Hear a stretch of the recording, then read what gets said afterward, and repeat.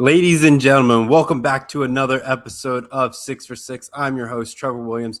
As we break down the 6 best games for you to watch during this World Cup matchup, we got the round of 32 lining up perfectly. We got today's matchups of 3 and tomorrow's matchups as well. We saw a lot of epic matchups in the first couple of days of the knockout stage. Germany losing and Mexico dominating last night to Japan having a heartbreak against Brazil. What a thrilling round of round 32 that we've seen thus far in this matchup. I like where things are going on that front. So we have great momentum going through the World Cup. And as we get closer to the end of the World Cup, content might start backing off a little bit. As you know, there's not many games every single day that we have to continue to talk about and pick. So it's just going to be one of those things that are pretty much gradual as we get to the college football season and along that front. So we just have to continue to watch as things go.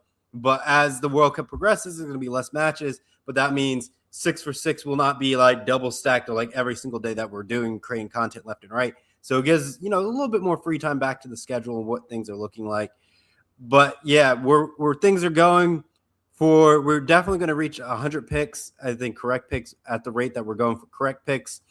But if we want to look at our last episode, ladies and gentlemen, we were 5-1 in our picks. So that's a stellar way to boost up things. And if we look at our season 5 campaign thus far, ladies and gentlemen, it's 56, 27, and 6. So overall, great record what we're seeing for season 5. I'm really happy with our correct picks and how things are turning out. So hopefully we can keep this momentum going as we continue to build content for 6 for 6 and thus far. What things to talk about for our network, this show or this channel. We have Gridiron Gridlock coming back in August once the college football season starts getting underway. I need to start building a script for that. I keep pushing that off. So over the next, I would say, month or two, I'll start hammering things down, figure out which games I want to talk about for week 0 of college football, what our predictions are looking like as well. And then empty the pitch, ladies and gentlemen. We've seen great return from the World Cup thus far, so we're happy to see where that goes in the future. We're going to try to bring more soccer content to empty the bench with empty the pitch. So we will see where that goes. I think our fans see that we see that there's an audience for it. People are investing to it. The World Cup is getting more people involved. So it's definitely going to be a good show to watch and watch it grow over time. Like I said, we're seeing the return and investment from it. It's really getting the watch hours going for both of our channels. So it's definitely a win-win across the board on that front. So I got to work with Callan. We got to figure out our schedules on what makes the most sense because his schedule changes and my schedule is like the weirdest schedule that we ever imagined. So it's one of those things where we got to figure out a day where it works and we can talk about. I know a lot of the MLS games happen over Saturday, so that's going to be the tricky thing because Gridiron Gridlock is on Saturday mornings as well. So that's where the time swap ended up swapping. But we will see where that goes because we have all the way up to Gridiron Gridlock basically goes up until March Madness in April. And then we're off for quite some time. And then that's where we can bring back empty the pitch. But again, like really depends on Callan's schedule of where that's going to take us from that point forward. So that's where things are looking at. Likewise for our content wise coming up for the next couple of weeks, couple of events and all that stuff. But we're happy where the World Cup is standing and along those lines, ladies and gentlemen. But let's get into today's matchups, what we got going on here. In the 6th slot, ladies and gentlemen, we got Switzerland versus Algeria tomorrow at 11 p.m. Eastern time, 8 p.m. Pacific time on Fox, ladies and gentlemen. Switzerland has been doing well in their group. They beat up on Canada 2-1. They beat Bosnia in a great fashion, but draw against Qatar. So that's where they're blemished, but that was their opening match. So getting the little cobwebs, a little nervousness out. But then Algeria was in an interesting group as well, where they had Argentina, Jordan, and I'm blanking on the team. But you know where I mean on that front. But that's where they are. I like Switzerland based on how consistent that they were, even though I forgot Algeria was playing Austria in their group as well. So that's where they kind of live at that moment in time. But I just like how Switzerland's been playing in the tournament. They've been playing clean, playing dominant football. I like where they're at and I think they can walk away with a victory. So you can get Switzerland versus Algeria tomorrow, 11 p.m. Eastern Time, 8 p.m. Pacific Time on FS1. Next up in the fifth slot, we got England versus the Congo today, noon Eastern Time, 9 a.m. Pacific Time on Fox, ladies and gentlemen. Yes, I know I got to get this video up relatively quick so you guys can watch it before the England match so we can hear boom, boom, boom. Come on, England, score some goals, ladies and gentlemen. That's what we're going to need England to do today. I like England to win this one, but they can find ways to blunder and lose, and then we're all heartbroken, and then they have to come down to penalties, and every English fan knows penalties are dreadful, and this World Cup has been notorious for bad penalties thus far, where Germany loses on penalties, and it's just heartbreaking across the board. So it's one of those things that teams do not want to do. They want to win in regular time where they don't have to go to penalties, but penalties change the game. It's a 50-50. There's a lot of pressure, especially in the knockout stage. If you miss it, the entire country will hate you if you miss it in a heartbreaking fashion. So it's one of those tough things where it's like you can't blame if the goalie saves it because that's a great save. But if the kicker misses it, it's just horrendous to watch. But I like England today, win against Congo DR today at noon Eastern, 9 a.m. Pacific Time on Fox. Next up, we got in the fourth slot, we got Spain, Austria tomorrow, 3 p.m. Eastern Time, noon Pacific Time on Fox, ladies and gentlemen.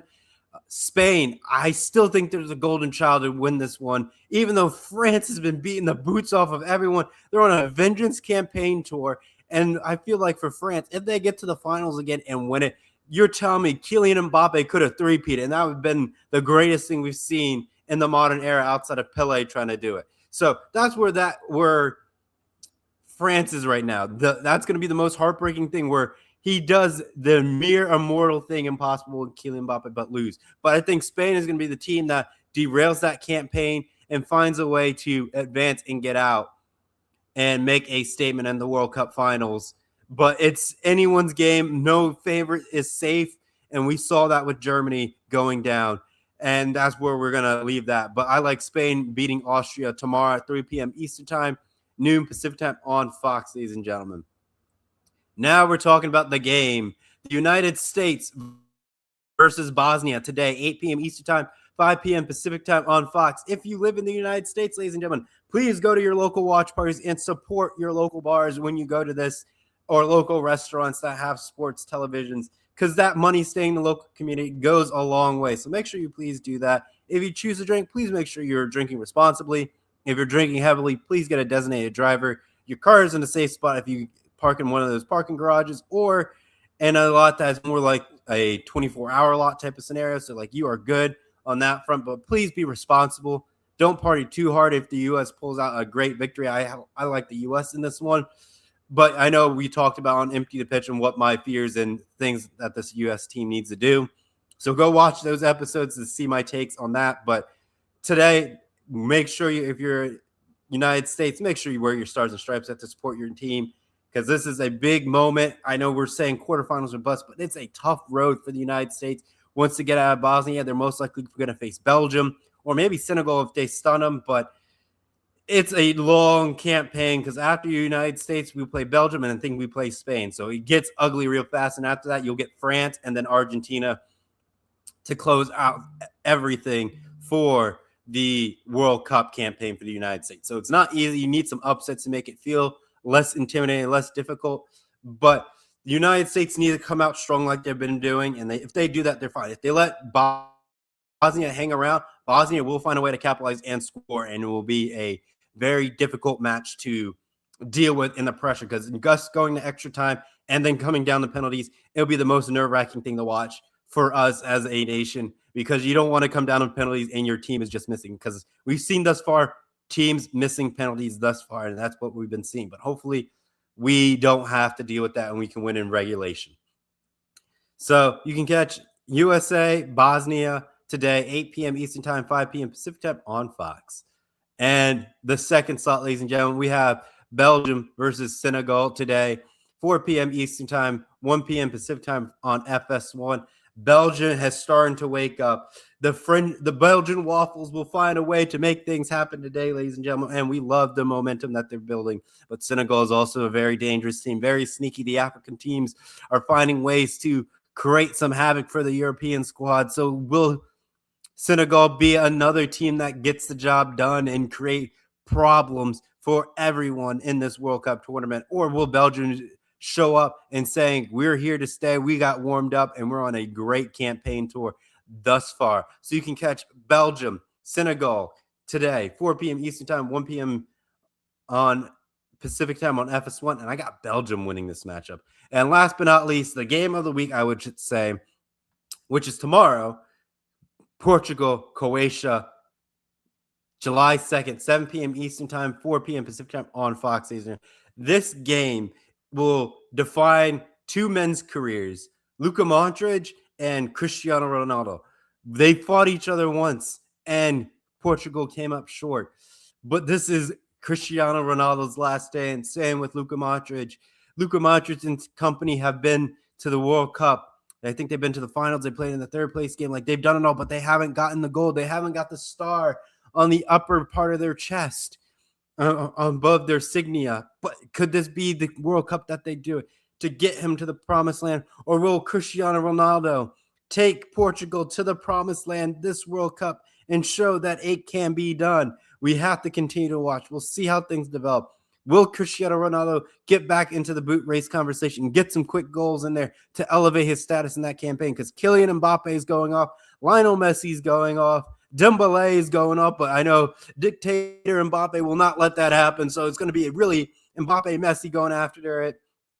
Haaland is in the mix as well. So it's a golden boot race. Kid Harry Kane joining in. Like, it's a lot of major stars racing for that golden boot, and we'll see how things escalate as time progresses on. But Portugal needs to focus and needs to lock in and get their CR7 across the goal line and into the back of the net. But we'll see if Cristiano has the power, the distance, the drive to close out his historical career, or will it be blundered by facing a tough component in Luka Modric and Croatia? We'll find out tomorrow, 7 p.m. Eastern Time, 4 p.m. Pacific Time on Fox, and I have Portugal winning it. Let's get a quick recap, and we'll get you on out of here. So in the sixth slot, ladies and gentlemen, we got Switzerland, Algeria tomorrow, 11 p.m. Eastern Time, 8 p.m. Pacific Time on FS1, and I have Switzerland winning it. Next up, we have England, Congo today, noon Eastern Time, 9 a.m. Pacific Time on Fox, and I have England winning it. Next up, in the fourth slot, we got Spain, Austria tomorrow, 3 p.m. Eastern Time, noon Pacific Time on Fox, and I have Spain winning it.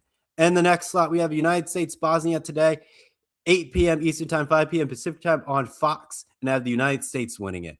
And then we have Belgium, Senegal today, 4 p.m. Eastern Time, 1 p.m. Pacific Time on Fox, on FS1, and I have Belgium winning this matchup. And last but not least, ladies and gentlemen, the matchup, the game of the week. Oh, it's a game of the next round of 32. You have Portugal, Croatia tomorrow, 7 p.m. Eastern Time, 4 p.m. Pacific Time on Fox, ladies and gentlemen, and I have Portugal winning it. Like I said, last episode, we went 5-1, ladies and gentlemen, and we also have a record of 56, 27, and 6. Great content, great matchups that we're seeing up before. Yes, I know the World Cup is starting to ramp up in great action, but we only have almost like 19 more days before the tournament wraps up and concludes. But it's been a thriller thus far. I'm so happy that we're getting a lot of this content out of there. Views look great on 6for6 for what we've been producing, and I'm happy to see that where we're going right now. But, ladies and gentlemen, like I said, Empty the Pitch will probably continue after the World Cup. We just got to figure out the days. And then Gridiron Gridlock returns week 0 of college football, so like the last week of August, and then we'll have our Saturday morning football, college football show back on it. So we're all thrilled about where that's going and seeing where that takes off. But thank you so much for watching for today's episode of 6for6. We could have gotten there without you all today. Please make sure you go and support your local establishments during the rest of this World Cup.